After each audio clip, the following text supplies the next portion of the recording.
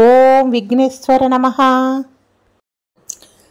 సుగ్రీవుడు తన సైన్యాన్ని 4 భాగాలుగా చేసి ఉత్తరం, దక్షిణం, తూర్పు, పడమరలకి విభజించి వాటికి నాయకత్వాలుగా ఒక్కొక్కరిని పెట్టి పంపిస్తున్నాడు. ఈ 3 దిక్కులకి పంపించేటప్పుడు ఏమీ వాళ్ళ గురించి గొప్పగా చెప్పలేదు. కానీ 4వ దిక్కు అయిన దక్షిణ దిక్కుకు పంపించేటప్పుడు ఎవరిని పంపించాడు? అంగదుణ్ణి, జాంబవంతుణ్ణి, హనుమాని పంపించాడు. ఈ సమయంలో హనుమని పిలిచి, సుగ్రీవుడు నువ్వు చాలా గొప్పవాడివి, నువ్వేదైనా పని చెప్తే సాధించుకురాగల కార్య సిద్ధితి నీకుంది కనుక నీకు చెప్తున్నాను, నువ్వు సీతమ్మ జాడ వెతుక్కొని సీతమ్మ జాడ తెలుసుకొని తప్పక రావలసింది అన్నాడు. ఆలోచించండి, ఒక రాజు తన సైన్యంలోని వ్యక్తికి అంత గట్టిగా చెప్పాడు, మరి కోట్లాది సైన్యం ఉన్నారు, మిగిలిన వాళ్ళకి చెప్పలేదే. కానీ హనుమకు పిలిచి మాత్రం అతన్ని మెచ్చుకొని నువ్వు తీసుకురాగల సమర్థత నీకుంది అని చెప్పాడంటే హనుమ సమర్థత ఎంత గొప్పదో రాజుగారు తెలిసిందని మనం తెలుసుకోవాలి. వెంటనే రాముడది తెలుసుకొని హనుమని పిలిచి, హనుమ నీవు వెళ్ళినప్పుడు సీతమ్మ నిన్ను చూసి నీ వానర రూపాన్ని చూసి ఒకవేళ రాక్షసుడు ఈ రూపంలో వచ్చాడని అనుమానించవచ్చు, నిన్ను నమ్మకపోవచ్చు. కనుక నా అంగుళీకం నీకు ఇస్తున్నాను. ఇది చూసి సీత నిన్ను గుర్తుపడుతుంది, ఇది నా అంగుళీకమని తెలుసుకుంటుంది, వెళ్ళి రమ్మనమని అంగుళీకాన్ని ఇచ్చాడు. చూడండి, ఇక్కడ హనుమ ద్వారానే తెలుసుకోపోతుంది సీతమ్మ జాడ అని రాముల వారికి తెలుసు. అందుకనే హనుమకు మాత్రమే ఇచ్చారు. సరే, అందరూ కూడా 4 దిక్కులకి బయలుదేరారు. వాళ్ళకి సమయం ఎంత ఇచ్చారు? 1 నెల రోజులు మాత్రమే. 1 నెల రోజుల్లో వెళ్ళి తిరిగి రావాలి. మళ్ళీ తిరిగి కిష్కిందకు వచ్చి సుగ్రీవుడి దగ్గరకు వచ్చి నాకు కనపడితే కనపడిందని చెప్పాలి, లేకపోతే సీతమ్మ వారు కనపడలేదని చెప్పాలి. ఇది సుగ్రీవాజ్ఞ. లేనిచో ఏమవుతుంది? 1 నెల రోజులు రాలేకపోతే ఏమైపోతుంది? తలలో కత్తిరించబడతాయి అని సుగ్రీవుడు చెప్పాడు. కనుక 3 దిక్కులకు వెళ్ళిన వాళ్ళు 1 నెల రోజులు తిరిగి అణువణువు శోధించి తిరిగి వచ్చేశారు. మాకు సీతమ్మ జాడ తెలియలేదని 1 నెల రోజులకి వచ్చేసేసి రాజుగారికి చెప్పేశారు. ఈ దక్షిణ దిక్కుకు వెళ్ళిన వాళ్ళు వెళుతూ ఉన్నారు. వెళుతూ ఉంటే ఎవరెవరు? వాళ్ళలో ముఖ్యమైన వాళ్ళు జాంబవంతుడు, హనుమ, అంగదుడు, మిగిలిన కోట్లాది సైన్యం. అలా వెళ్తుంటే ఒక అరణ్యంలోకి వెళ్ళేటప్పటికల్లా అక్కడ వాళ్ళకి తినటానికి కానీ తాగటానికి కానీ ఏమీ కనపడలేదు. అంటే పళ్ళు, ఫలాలు కానీ, కందమూలాలు కానీ, తాగటానికి నీరు కానీ కనపడలే. ఆ అరణ్యం అంతా కూడాను ఒక పండు ఫలాలు లేకుండా, ఆ చెట్లు అట్లా ఏమీ లేకుండాను అలా నిర్జీవంగా ఉన్నట్టుగా ఉంది. ఏమిటిది? పూర్వం కండువు అనే మహర్షి అక్కడ తపస్సు చేస్తూ అక్కడ నివాసం ఏర్పరచుకుని ఉండేవాళ్ళు. అతనికి ఒక్కగానొక్క కుమారుడు. ఆ కుమారుడు ఆ అరణ్యంలోనే చనిపోయాడు, అనారోగ్యం చేత చనిపోయాడు. ఆ కండువు మహర్షికి ఆ అరణ్యాన్ని చూస్తే చాలా బాధ అనిపించింది, చాలా కోపం వచ్చేసింది. ఇంకా అరణ్యానికే శాపం పెట్టేశాడు. ఇక్కడ నా కుమారుడు ఇక్కడ చనిపోయాడు గనక ఈ అరణ్యంలో పళ్ళు ఫలాలు ఏమీ ఉండకుండా నిర్జీవంగా ఈ అరణ్యం ఉండాలి అని శాపం పెట్టాడు. కనుక అరణ్యంలో ఏమీ కనపడలా. వీళ్ళకి దాహం వేసిపోతుంది, ఆకలి వేసిపోతుంది, ఏమి చెయ్యాలో అర్థం కాల. అలా తిరుగుతూ ఉన్నారు. తిరుగుతుంటే ఒక బెలం కనిపించింది. ఆ బెలంలోకి అడుగు పెట్టిన తర్వాత బెలంలోకి పడిపోయారు. ఆ బెలంలో జారుతూ ఇన్ని కోట్ల మంది కూడాను వెళ్ళిపోయారు లోపలికి. ఆ బెలంలోకి వెళ్ళిపోతే అక్కడ ఎంత బాగుందనుకున్నారు? అసలు పళ్ళు, ఫలాలు, నీరు, అక్కడ నీరు ఎంతో తీయగా ఉంది, చాలా బాగుందన్నమాట. అక్కడ భవనాలు, ఎన్నో అంతస్తుల భవనాలు, ఆ కాలంలో అంతస్తుల భవనాలు బంగారు తాపడం చేసినవి. అసలు ఎంతో అందంగా ఉంది. ఏమిటి ఇంత అందమైన నగరం ఈ బెలంలో ఉందా? ఇది ఎవరిది అని చెప్పి అనుకున్నారు. అది ఎవరిది అనుకున్నారు? మయుడిది. దేవశిల్పి అయిన మయుడి చేత నిర్మితమైన భవనాలయ్యి. ఆ సంపదంతా కూడాను మయుడిది. మరి ఆ కథ ఏమిటో తెలుసుకుందామా?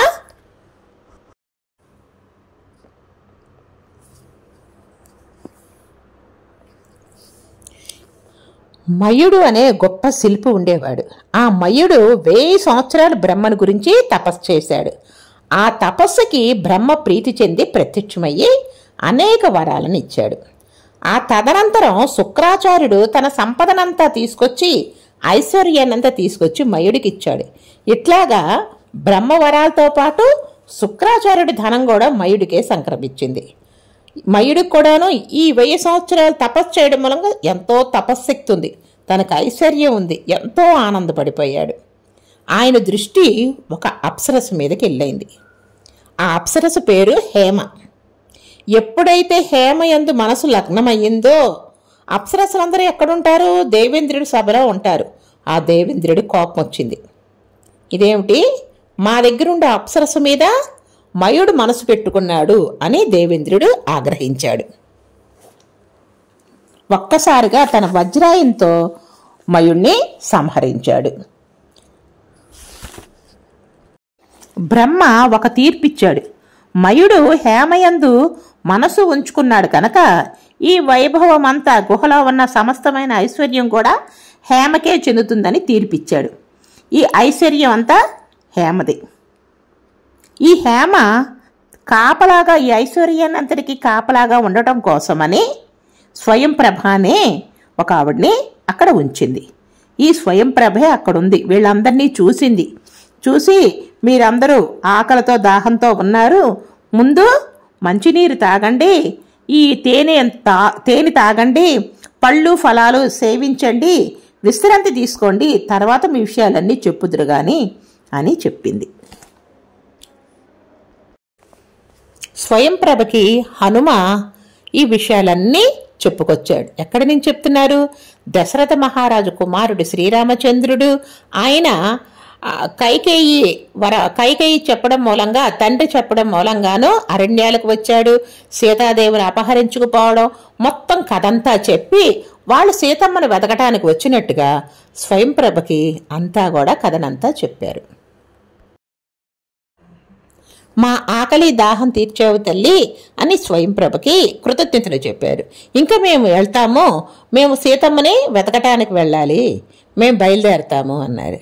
అంటే స్వయంప్రభ ఈ బిలంలోకి జంతువులు కానీ, మానవులు కానీ, వానరాలు కానీ, ఏదైనా సరే ప్రాణి ఇందులోకి వచ్చిందంటే ఇక్కడ బతుకున్నంత వరకు ఇక్కడ ఉండవలసిందే, వెనక్కి వెళ్ళడానికి వీలు లేదు.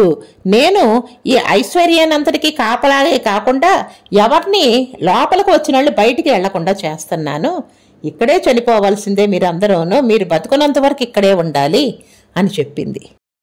హనుమ, మేము సీతమ్మ జాడ తెలుసుకుంటానికనే బయలుదేరాము, సీతమ్మ తల్లి జాడ తెలుసుకోవాలి, మమ్మల్ని ఈ బిలంలోంచి పైకి పంపించమని అడిగారు. అడిగితే ఈ రామకథంతా చెప్పుకొచ్చాడు కదా. దశరథ మహారాజు దగ్గర నుంచి, దశరథ మహారాజుకు 3 భార్యలు, కౌశల్యపుత్రుడు రాముడు, అక్కడి నుంచి ఆ రోజు జరిగినంత వరకు స్వయంప్రభు చెప్పాడు కదా కదా.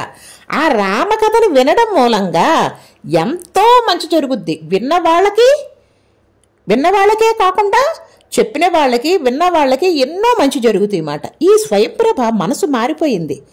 సరే, మీరు రామకథ అది ఎలా వచ్చింది? ఆ మనసు మారడం అనేది రామకథను వినిన ప్రభావం ఆవిడ మీద ఉంది అంది. సరే, మిమ్మల్ని అందరినీ బిలం పైకి పంపించేస్తాను, మీరు బాధపడద్దు. దీన్ని పంపించాలి అంటే నా తపశ్శక్తిని మీకు దారిపోయాలి. అంటే మనం ఒక కార్యం చెయ్యాలి అంటే, ఒక పని చేయగలగాలంటే మన శక్తిని ఉపయోగిస్తాం. మరి బిలంలోంచి వీళ్ళందరినీ పైకి పంపించాలంటే ఆవిడకున్న తపశ్శక్తితోటే ఆ బిలంలోంచి పైకి పంపించగలుగుతాను నేను అని చెప్పినంది. అని అందరినీ పిలిచి, మీరందరూ కళ్ళు మూసుకోండి, కళ్ళ మీద మీ 2 చేతుల్లో పెట్టుకోండి, మీరు కళ్ళు తెరవద్దు అని చెప్పింది. అని ఆవిడ మంత్రం తన శక్తితోటి, తన మంత్రశక్తితోటి ధ్యానం చేసుకొని ఆ మంత్రశక్తితోని వీళ్ళందరినీ కూడా వింజ పర్వతాల మీదకి పంపించింది. వాళ్ళందరూ వింజ పర్వతాల దగ్గరికి వచ్చారు. కళ్ళు తెరిచి చూసేటప్పుడు ఎక్కడున్నారు? బలం పైకి వచ్చి ఒక పర్వత శిఖరం మీద ఉన్నారు. ఆ పర్వతం మీద ఉండి అంతా నలుదిక్కులా చూశారు. ఎక్కడికో వచ్చేశారు. అక్కడ అన్ని చెట్లన్నీ పూలతోనూ పళ్ళతోనూ చక్కగా పచ్చటి వనాలతోటి అందంగా ఉంది. అమ్మో, మనం వెళ్ళేటప్పటికి ఏ కాలంలో వెళ్ళామో, వచ్చేటప్పటికి ఏ కాలంలో వచ్చామో, ఇప్పుడు వసంతకాలం అంతే చుట్టూ పచ్చగా ఉంది అంటే 4 నెలల సమయం అయిపోయింది అని చెప్పని అనుకున్నారు. వీళ్ళకి ఇచ్చిన సమయం ఎంత? 1 నెల మాత్రమే. ఇక్కడ ఒక ఋతువు మారిపోయింది. మారిపోయి ఇంకొక కొత్త ఋతువు వచ్చేసింది, వసంత ఋతువు వచ్చేసింది. అంటే మన సమయము అయిపోయింది. ఎవరిచ్చిన సమయమో? సుగ్రీవుడిచ్చిన సమయం అయిపోయింది. తిరిగి సుగ్రీవుడి దగ్గరికి వెళ్ళారంటే మనకి కుత్తుకులు కత్తిరిచ్చేస్తాడు, మనల్ని ఎవరిని బతకనివ్వడు. ఇంకా అక్కడ సుగ్రీవుడి దగ్గరికి వెళ్ళడం ఎందుకు?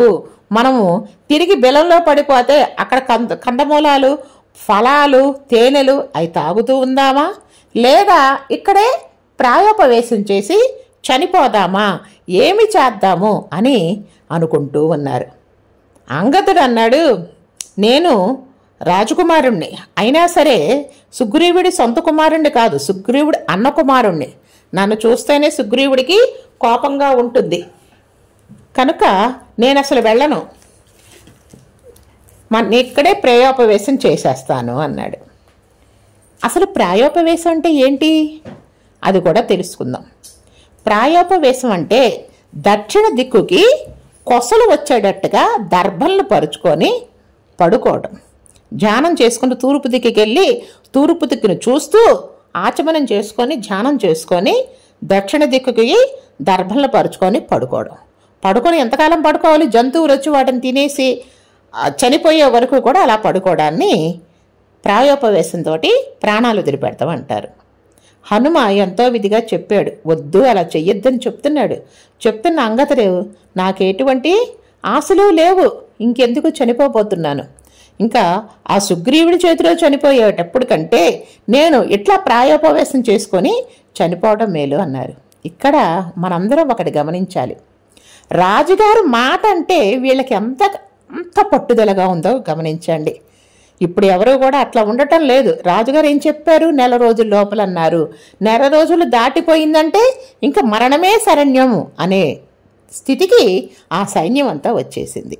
అప్పుడు ఒక విచిత్రమైన సంఘటన జరిగింది. అదేదో రేపు చెప్పుకుందాము. జై శ్రీరామ్. మా ఛానల్ని సబ్స్క్రైబ్ చేయండి, బెల్ కొట్టండి, ఆల్ కొట్టండి.